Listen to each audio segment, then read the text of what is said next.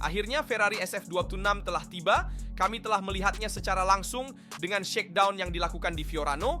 Kami juga telah melihat rendernya, dan dalam video hari ini kita akan melihat inovasi teknis utama karena ada banyak, meskipun ini adalah versi awal dari Ferrari 2026. Mari kita komentari, mari kita lihat manfaat dan berbagai pilihan struktural dibandingkan dengan tim lain seperti Mercedes. Mari kita lakukan beberapa perbandingan. Mari kita juga bicarakan tentang kata-kata Hamilton dan Leclerc, serta Frederick Vasseur dari Loic Serra. Kita dengar bagaimana suasana internal Ferrari, apa saja tujuan yang ingin mereka capai di musim ini.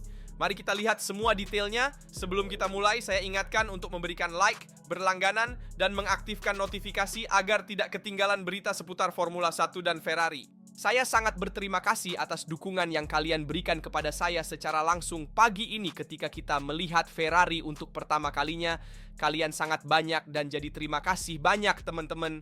Terima kasih dari hati. Sekarang mari kita mulai segera dengan video mobil balap yang membawa Maranello benar-benar memasuki era regulasi baru. Formula 1 bukanlah evolusi sederhana, bukan penyesuaian dari proyek sebelumnya. Ini adalah pemisahan yang jelas dari masa lalu. Sebuah Ferrari yang dirancang untuk memulai dari nol, untuk memberikan kepada Leclerc dan Hamilton alat untuk kembali berjuang di depan dalam konteks teknis yang sepenuhnya baru. Sebenarnya SF26 lahir dari kertas putih yang sejati. Mobil ini lebih pendek, lebih sempit, lebih ringan, tetapi yang terpenting lahir di sekitar unit tenaga yang sepenuhnya dipikirkan kembali, di mana untuk pertama kalinya bagian endotermik dan elektrik memiliki bobot yang hampir setara. Ini adalah perubahan paradigma yang memaksa semua orang di departemen teknik yang dipimpin di OXR untuk memikirkan kembali setiap detail. Dan di sini kita sudah sampai pada pandangan pertama Ferrari. Ferrari ini sebenarnya tidak meniru siapapun, tetapi berdialog dengan apa yang telah dilakukan orang lain. Ada pengaruh dari McLaren, beberapa pilihan konseptual mirip dengan yang dilakukan Mercedes, tetapi proyek ini tetap konsisten dengan filosofi yang sepenuhnya miliknya. Apa yang kita lihat hari ini belumlah Ferrari definitif untuk debut yang akan datang di Melbourne, Australia pada balapan pertama musim ini. Ini adalah dasar titik awal yang akan dikerjakan oleh para ahli aerodinamika dalam uji coba di Barcelona dan pada fase awal pengembangan. Tetapi ini adalah dasar yang menceritakan banyak hal sebenarnya. Kita mulai dari bagian depan. Ferrari kembali dengan suspensi push rod, meninggalkan tautan setelah satu musim sehingga meninggalkan skema pull rod. Sebuah pilihan yang kini hampir menjadi wajib dengan berakhirnya era efek tanah, seperti yang kita ketahui. Segitiga atas sangat terbuka, sedangkan segitiga bawah sangat kompak, dan sistem ini menunjukkan kompleksitas yang lebih tinggi dibandingkan yang terlihat sejauh ini pada mobil lain tahun 2026. Kami tetap memiliki efek anti-dive yang jelas pada suspensi depan, tetapi inovasi sebenarnya adalah penempatan lengan kemudi yang mundur di belakang segitiga bawah. Sebuah solusi yang lahir dari walking dan kemudian berpindah ke brokoli, dan sekarang akhirnya juga hadir di Ferrari yang memutuskan untuk menginterpretasikannya dengan caranya sendiri untuk meningkatkan kebersihan aliran menuju sisi mobil. Bagian depan juga berubah sepenuhnya. Sebenarnya bagian bawahnya terukir dengan dua pilar yang sangat terlihat yang mendukung sayap depan dan mengarahkan aliran pusat menuju bagian belakang.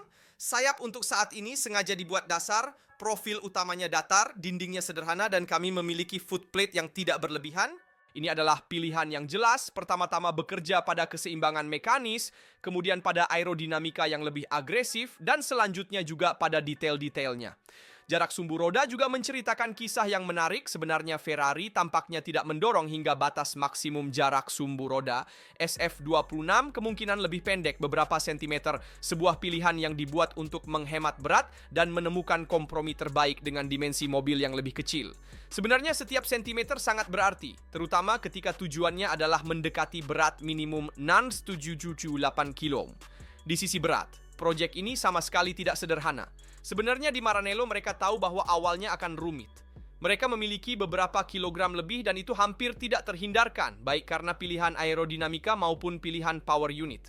Rencananya jelas, melalui rencana pengembangan yang agresif untuk dengan cepat mencapai batas regulasi, sementara tim lain berisiko memulai dari jauh lebih jauh. Saat melihat sisi-sisinya, segera terlihat filosofi pendinginan yang baru. Lubang udara berbentuk segitiga, sangat dalam di bagian paling bawah, jelas merujuk pada area masuk ke radiator, dan undercut tetap terlihat jelas tetapi kurang ekstrem dibandingkan dengan SF25. Bodi mobil menyempit dengan kuat menuju bagian belakang, mengikuti bentuk Coca-Cola yang sangat bersih.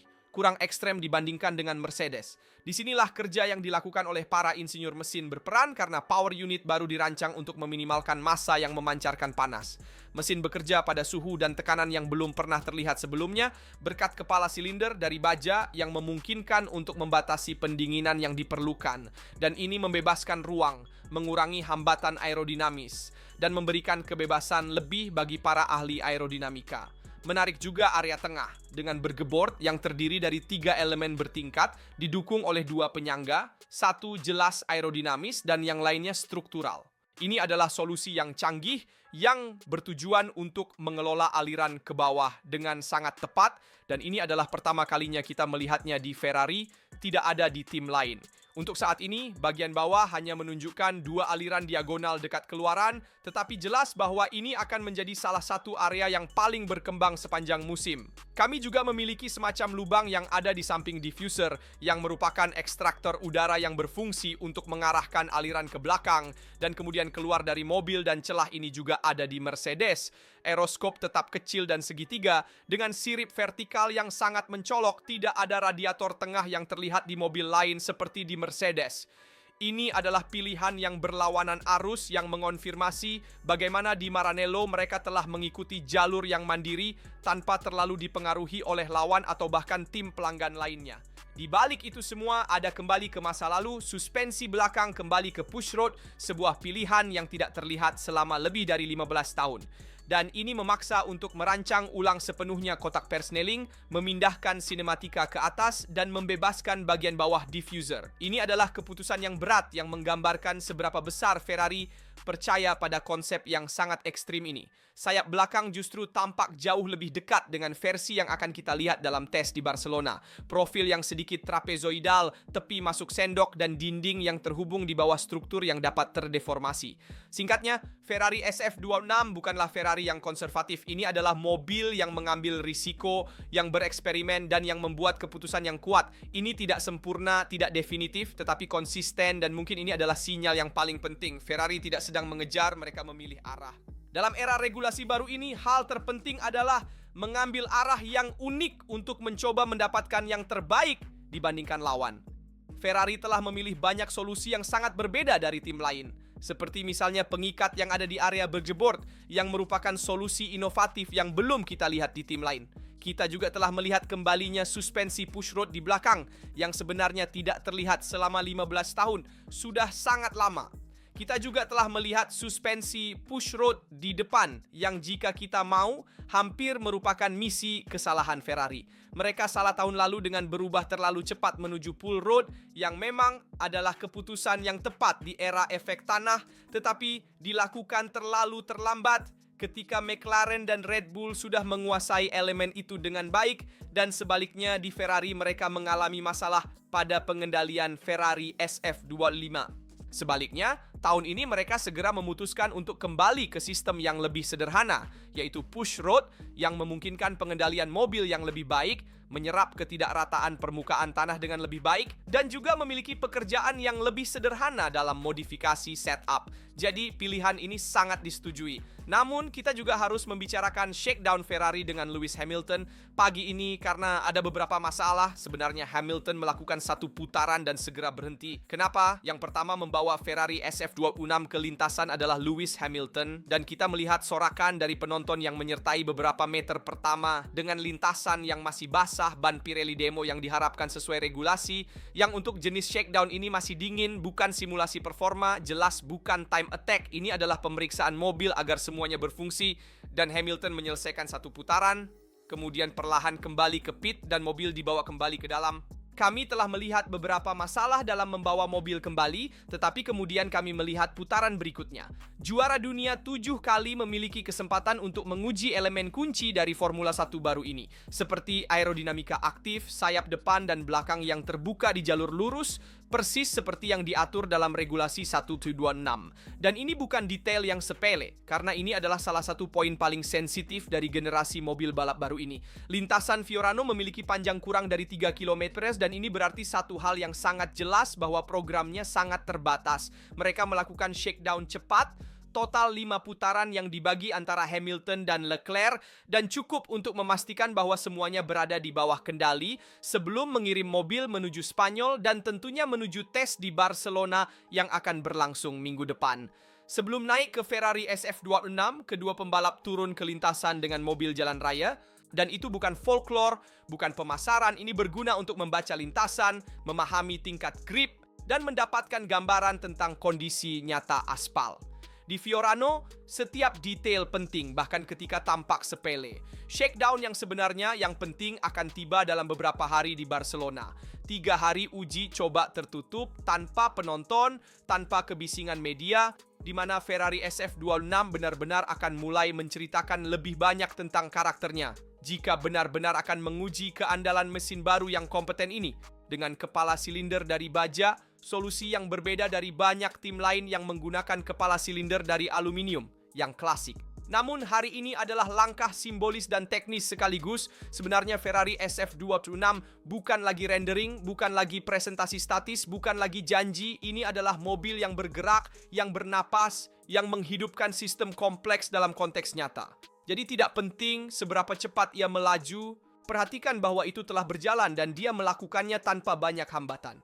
Dari Fiorano ke Barcelona sekarang dimulai bagian yang paling tenang dan penting dari pekerjaan, dan disitulah Ferrari SF26 akan berhenti menjadi hanya Ferrari baru untuk mulai menjadi mobil balap yang sesungguhnya, semoga dalam pertempuran untuk kejuaraan dunia. Dan seperti yang dikatakan Lewis Hamilton dan Charles Leclerc selama presentasi, yang akan lebih penting adalah seberapa baik pembalap dapat beradaptasi dengan mobil. Karena dalam perubahan regulasi yang begitu besar, dengan juga mode baru yang harus digunakan dalam balapan, pembalap yang dapat beradaptasi dengan baik dengan aturan baru akan dapat memaksimalkan potensi mobil balap dan itu akan menjadi elemen kunci. Siapapun yang dapat memanfaatkan mesin hibrida, energi listrik, dorongan itu akan menjadi parameter penting. Begitu juga dengan aerodinamika aktif. Sebenarnya hal pertama yang dikatakan Leclerc yang sangat penting di musim ini adalah persiapan. Dia membutuhkan waktu lama untuk mengembangkan Ferrari SF26.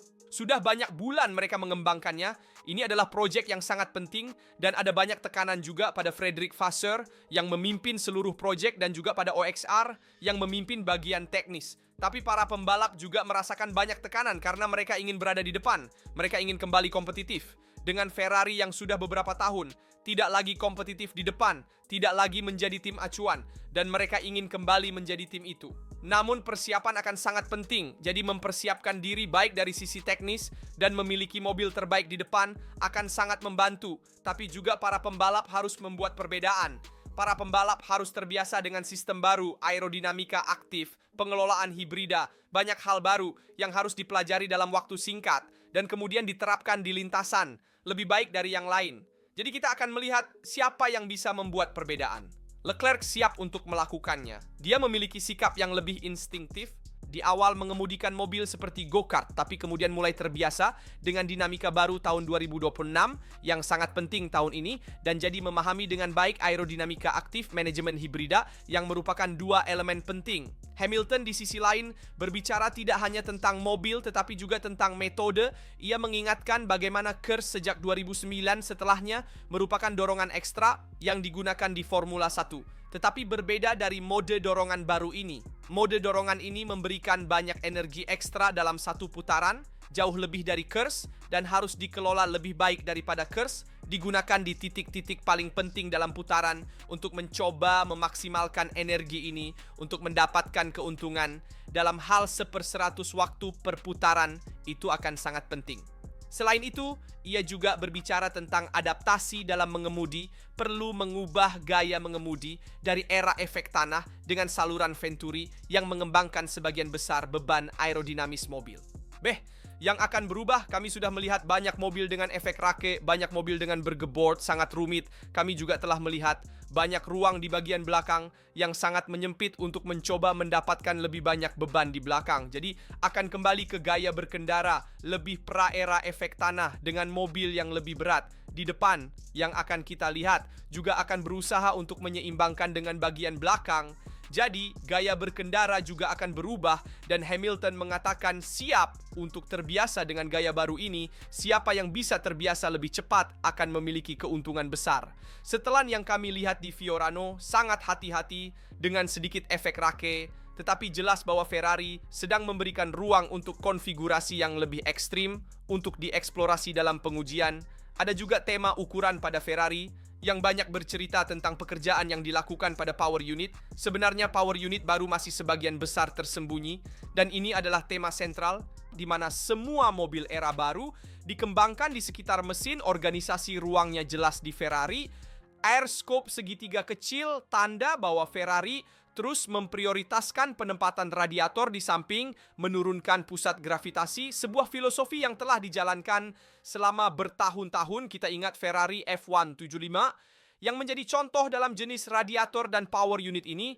Meskipun hari ini hibrida memerlukan pendinginan yang jauh lebih tinggi dibandingkan masa lalu, dan ini menghasilkan samping yang besar dengan lubang samping yang lebar dan pengelolaan udara panas yang terutama melewati area belakang. Ini bukan kompromi, kebetulan ini adalah pilihan yang tepat yang memprioritaskan aliran rendah menuju transmisi dan diffuser, meskipun dengan biaya mengorbankan samping ekstrim yang terlihat di proyek lain.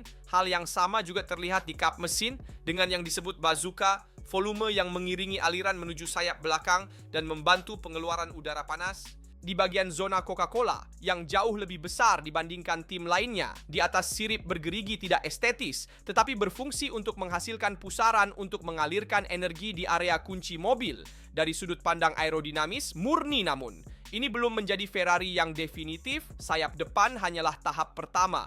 Pengembangan pusat mobil dengan bergebor dan jendela adalah area yang ditujukan untuk banyak perubahan. Dan diffuser juga menunjukkan pilihan yang berbeda dibandingkan Mercedes.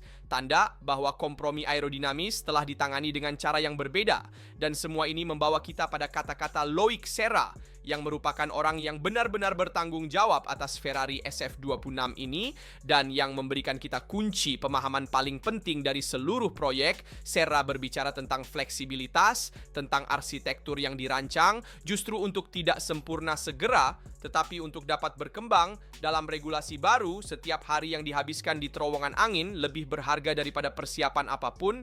Dan setiap kinerja, karena itu SF26 yang terlihat di Fiorano hanyalah versi A, efisiensi, kata Serra, adalah tujuan yang sebenarnya. Efisiensi aerodinamis, integrasi aerodinamika aktif, manajemen energi adalah elemen kunci yang harus bekerja bersama, tidak seperti kompartemen yang terpisah. Dan di sini kembali konsep proyek kolaboratif. Ferrari SF26 bukanlah mobil dari satu departemen, tetapi hasil dari kerja lintas antara sasis, aerodinamika, dan unit tenaga. Pesan di akhir jelas, Ferrari belum tahu apakah mobil ini akan menang, tetapi tahu bahwa untuk bersaing di era baru Formula 1 ini, mereka tidak bisa berbuat hati-hati. SF26 bukanlah janji kesuksesan, ini adalah pernyataan niat. Sebenarnya kalimat terpenting dari presentasi adalah bahwa Ferrari SF26 adalah mobil yang lahir untuk mengontrol gerakan. Sebenarnya setiap aliran pada SF26 dirancang untuk diarahkan ke bagian tertentu dari mobil balap. Namun, kita perlu melihat apakah mereka akan mendapatkan umpan balik ini juga di track dalam pengujian. Tetapi terlihat bahwa terutama di bagian depan dekat area verge board di mana ada suspensi depan, kita melihat bahwa ada banyak lengan, banyak appendix aerodinamis yang berfungsi untuk mengarahkan aliran di bagian terbaik mobil. Dan ini karena setiap studi aerodinamika telah dilakukan secara rinci dan kita masih dalam versi awal. Kita akan melihat bagaimana Ferrari akan melanjutkan pengembangannya dan kita juga melihat beberapa konsep yang telah menjadi perhatian kedua selama presentasi dan dalam shakedown. Sebenarnya kita perlu melakukan perbandingan pertama antara Ferrari SF26 dan Mercedes SV17 yang menyoroti data yang jelas. Kedua tim telah menginterpretasikan regulasi 26 dengan mengikuti filosofi yang berbeda, terutama dalam kunci langkah dari dasar, sayap depan, pengelolaan aliran, dan diffuser. Faktanya, Ferrari telah mengadopsi solusi yang sangat jelas di area pengisian diffusor dengan struktur yang luas dan vertikal. seperti pintu barn yang sesungguhnya dirancang untuk mengelola aliran keluar dari bawah dengan agresif, Mercedes juga menggunakan solusi serupa, yaitu lubang ini katakanlah dekat difusor yang berfungsi untuk mengekstrak aliran dengan lebih baik, tetapi dimensinya sedikit lebih besar pada Mercedes dibandingkan dengan Ferrari, tanda penekanan yang lebih besar pada kontrol ekstraktor, sementara interpretasi area di depan bawah berbeda secara jelas. Faktanya Ferrari memilih masuk yang jauh lebih luas, yang sepenuhnya mengisi volume regulasi yang diizinkan, sementara Mercedes sangat menekankan konsep Venetian, memaksimalkan jumlah dan efektivitas elemen horizontal untuk mengondisikan aliran lateral dan melindungi bawah dari turbulensi roda. Bahkan bagian depan juga merupakan salah satu area dengan perbedaan terbesar. Sebenarnya, Mercedes V17 memiliki bagian depan yang lebih tinggi dan ramping, sementara Ferrari SF26 mengadopsi transisi yang lebih tebal menuju pilar yang mendukung sayap depan. Menurut beberapa informasi dari Departemen Aerodinamis Paddock, interaksi antara pilar dan bagian depan adalah salah satu area dengan potensi kinerja terbesar dalam siklus regulasi baru. Akhirnya, ada sirip vertikal belakang yang juga sangat berbeda antara kedua mobil dengan solusi yang dirancang terutama untuk stabilitas yaw, aspek yang semakin kritis, dengan mobil yang kurang downforce dan lebih bergantung pada efisiensi. Baik Ferrari maupun Mercedes saat ini tidak menggunakan dive planes pada sayap depan, yaitu solusi aerodinamis yang lebih ekstrem. Regulasi tidak mewajibkan penggunaannya, menjadikan komponen modular yang mungkin muncul kemudian, tetapi ketidakhadiran awal menunjukkan fase pengembangan yang masih hati-hati pada bagian depan, menunggu data yang lebih solid.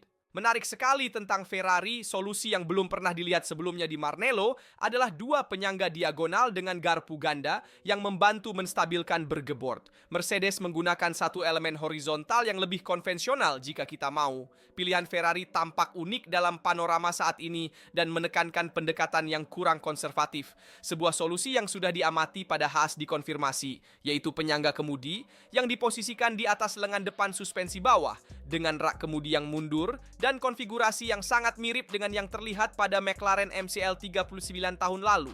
Lengan bawah itu sendiri tampak terpisah dalam struktur dua elemen, menyarankan pengelolaan yang lebih halus terhadap geometri anti-dive dan juga anti-squat. Ferrari dan Mercedes justru berkonvergensi pada detail lain, yaitu saluran rem depan yang ditempatkan di belakang deflektor, sebuah solusi yang menjaga aliran tetap bersih lungo l'anplate e dietro lo pneumatico, riducendo le interferenze aerodinamiche.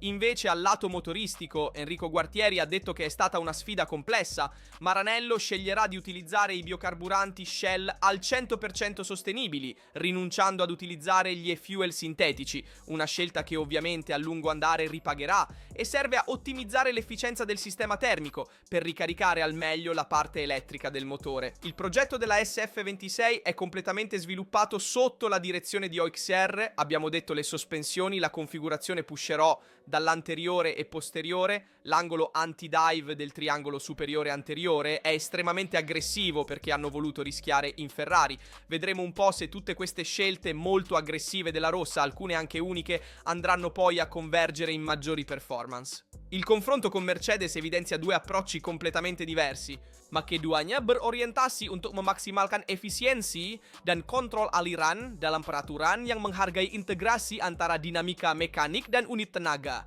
Tentu saja penilaian yang sebenarnya hanya akan kita dapatkan ketika mobil turun ke lintasan.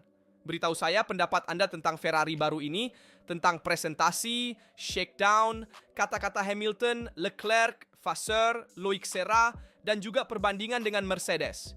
Menurut Anda, apakah Ferrari ini bisa bersaing untuk meraih kemenangan? Bisakah ia berjuang untuk gelar? Apa perasaan Anda? Saya penasaran untuk membaca dan menjawab semua komentar Anda. Seperti biasa, saya ingatkan untuk meninggalkan like, berlangganan, mengaktifkan notifikasi agar tidak ketinggalan video tentang Formula One dan tentang Ferrari. Sekian dari saya, sampai jumpa di video berikutnya.